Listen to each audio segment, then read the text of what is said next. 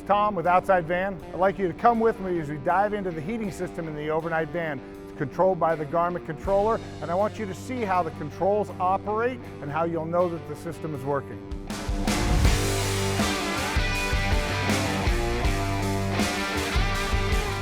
Welcome into the overnight van. The first thing we're going to look at is the Garmin control here. I'm going to wake the screen up.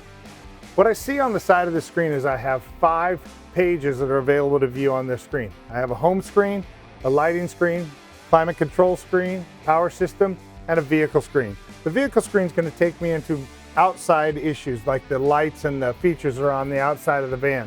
What we want to look at right now is the climate controls. So it's the 3rd page down, I select it. First thing I notice, I've got control of my hydronic heater as well as my front fan.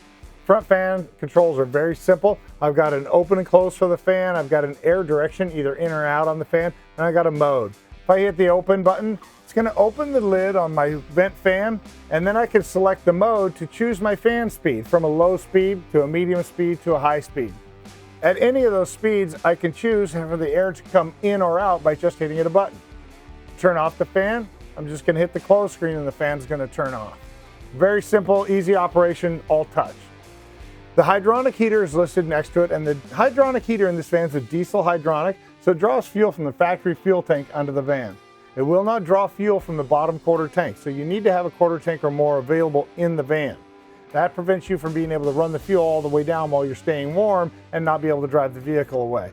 When the furnace runs out of fuel, the van will still have another 6 gallons that you can use to drive away. For the diesel operation, there's a diesel button here. I'll select that as my heat option. From there, I've got a set temperature set at the bottom.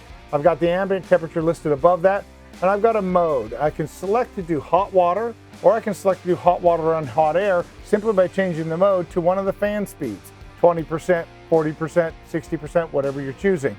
In that mode, it's going to give me both hot water and hot air.